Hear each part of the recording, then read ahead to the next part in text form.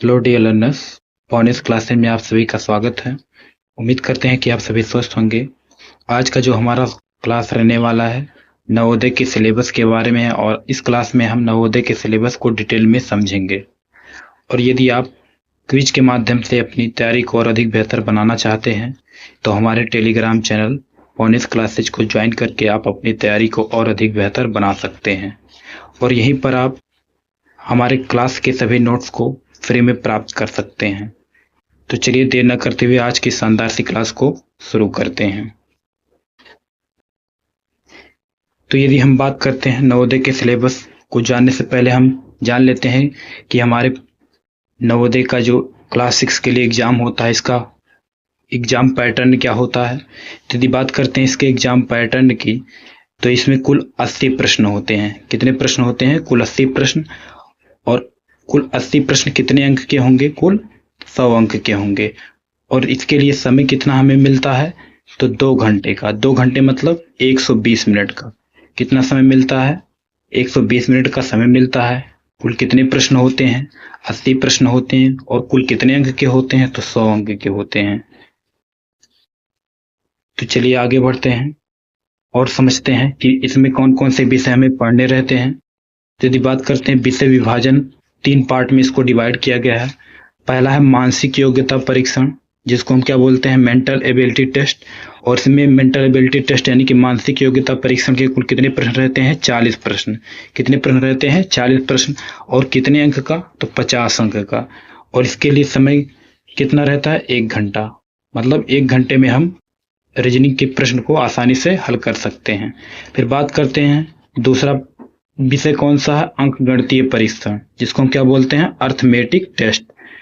अब इसमें अंकगणितीय परीक्षण के अंतर्गत कितने प्रश्न रहते हैं? तो 20 प्रश्न इसके रहते हैं। और कुल कितने अंक के? 25 अंक के।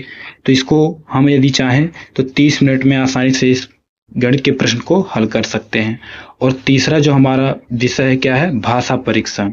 अब भाषा परीक्षण हिंदी भी हो सकता है और इंग्लिश भी हो सकता है। तो भाषा परीक्षण यानी कि लैंग्वेज टेस्ट। और इसमें कितने प्रश्न रहते हैं? 20 प्रश्न। कितने प्रश्न रहते हैं? 20 प्रश्न। कितने अंक का? 25 अंक का। और इसमें इसके लिए भी कुल कितना समय मिलता है? 30 मिनट। कहने का मतलब कुल मिलाकर के हमें 2 घंटे का समय मिलता है। और इसमें कोई निगेटिव मार्किंग नहीं है। मतलब हम हर एक प्रश्न को हल कर सकते हैं। पूरा 80 में 80 प्रश्न आसानी से हल कर सकते हैं। कोई निगेटिव मार्किंग इसमें नहीं होता है।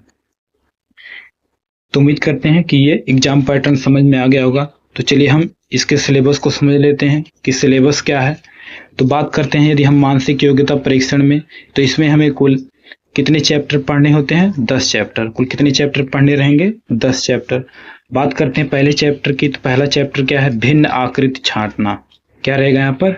भिन्न आकृति छांटना। सॉरी, यहाँ पर क्या रहेगा? भिन्न आकृति को छांटना रहेगा। फिर दूसरा चैप्टर क्या है? आकृति मिलान। और तीसरा चैप्टर क्या है? आकृति पूरक।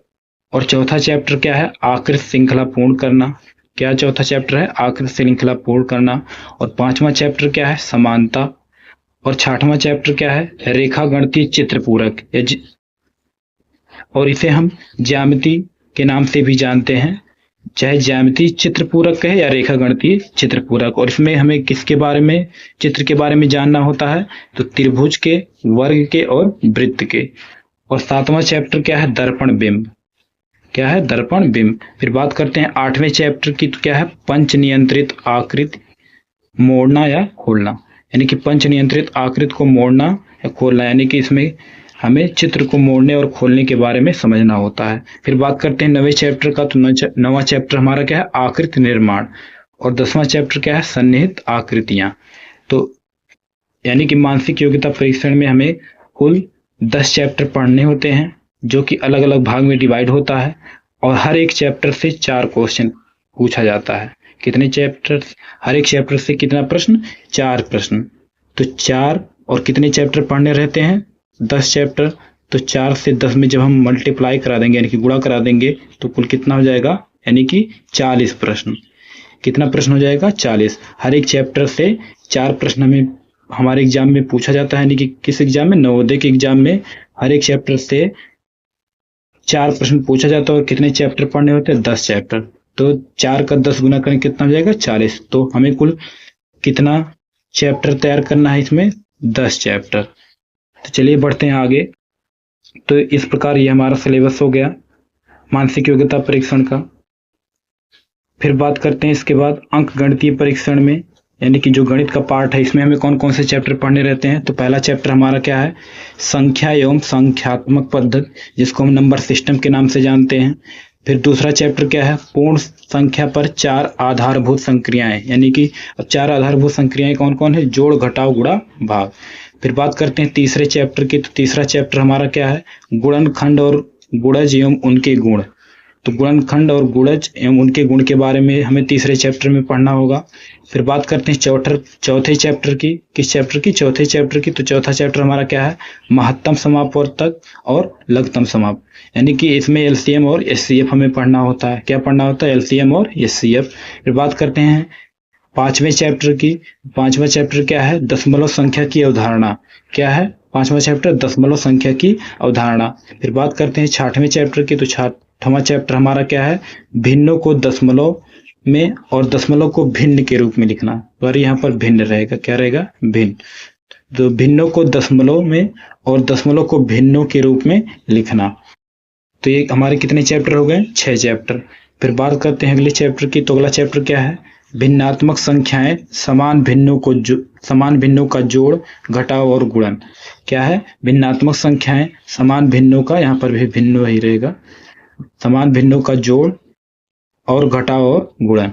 फिर बात, या फिर इसे और किस नाम से जानते हैं, भिन्नात्मक संख्याओं के अंश और विभाजन के विपरीत शामिल नहीं होंगे। फिर बात करते हैं 8वें चैप्टर की। तो 8वां चैप्टर क्या है, संख्यात्मक निरूपण का सरलीकरण। क्या है, संख्यात्मक निरूपण का सरलीकरण। फिर बात करते हैं 9वें चैप्टर की। तो 9वां चैप्टर क्या है, लंबाई, द्रव्यमान, क्षमता, समय, धन आदि का मापन। फिर बात करते हैं 10वें चैप्टर की। 10वां चैप्टर क्या है, लाभ हानि। फिर बात करते हैं 11वें चैप्टर की। तो 11वां चैप्टर क्या है, कोण के प्रकार और इसके सरल अनुप्रयोग, यानी कि इसमें कोण के प्रकार और इसके जो अनुप्रयोग रहेंगे उनको हम सीखेंगे। फिर बात करते हैं अगले चैप्टर की, जो कि 12वां चैप्टर है। तो क्या है, परिधि और क्षेत्रफल, बहुभुज की परिधि, वर्गाकार आयत का क्षेत्रफल और त्रिभुज आयत के एक भाग के रूप में। फिर बात करते हैं 13वें चैप्टर की। 13वां चैप्टर क्या है, बार डायग्राम, ग्राफ और लाइन चार्ट का उपयोग करके डाटा विश्लेषण। तो इस प्रकार मैथ के जितने चैप्टर थे हमने यहाँ पर डिटेल में सब इसके सिलेबस को समझा दिया। फिर बात करते हैं भाषा परीक्षण की। किसकी, भाषा परीक्षण की। तो भाषा परीक्षण को हम समझ लेते हैं कि हमें इसमें क्या क्या पढ़ना रहता है। भाषा परीक्षण में हम हिंदी की बात करेंगे। तो क्या होता है, अपठित गद्यांश। पहला चैप्टर क्या पढ़ना होता है, अपठित गद्यांश। मतलब यहाँ पर एक पैसेज दिया रहेगा और उसी के माध्यम से हमें उसके अंतर्गत कुछ प्रश्न पूछे जाएंगे, उन्हीं प्रश्नों का उत्तर देना होता है। फिर बात करते हैं दूसरे चैप्टर की। दूसरा चैप्टर क्या है, संज्ञा के भेदों की पहचान। फिर तीसरा चैप्टर क्या है, सर्वनाम की पहचान, मतलब संज्ञा की पहचान, यानी कि संज्ञा के भेद कितने होते हैं उसकी पहचान करना आना चाहिए। फिर सर्वनाम की पहचान करना आना चाहिए। फिर चौथा चैप्टर क्या है, विशेषण की पहचान करना आना चाहिए, यानी कि चौथा चैप्टर में क्या पढ़ना, विशेषण की पहचान। और 5वां क्या है, क्रिया। और 6वां चैप्टर क्या है, क्रिया विशेषण की पहचान। और 7वां चैप्टर क्या है, लिंग, वचन, कारक एवं काल। 7वां चैप्टर क्या है, लिंग, वचन, कारक एवं काल। तो चलिए बढ़ते हैं आगे, इसके सिलेबस को समझ लेते हैं। तो 8वां चैप्टर क्या है, संधि। 8वां चैप्टर क्या है, संधि। और 9वां चैप्टर क्या है, समास। और 10वां चैप्टर क्या है, शब्द विचार। 10वां चैप्टर क्या है, शब्द विचार। और 11वां चैप्टर क्या है, उपसर्ग एवं प्रत्यय। फिर बात करते हैं 12वें चैप्टर की। तो 12वां चैप्टर क्या है, पर्यायवाची शब्द। और 13वां चैप्टर क्या है, विलोम शब्द। 13वां चैप्टर क्या है, विलोम शब्द। और जो कि हमारा क्या है, 14वां चैप्टर क्या है, वाक्यांश के लिए एक शब्द। 14वां चैप्टर क्या है, वाक्यांश के लिए एक शब्द।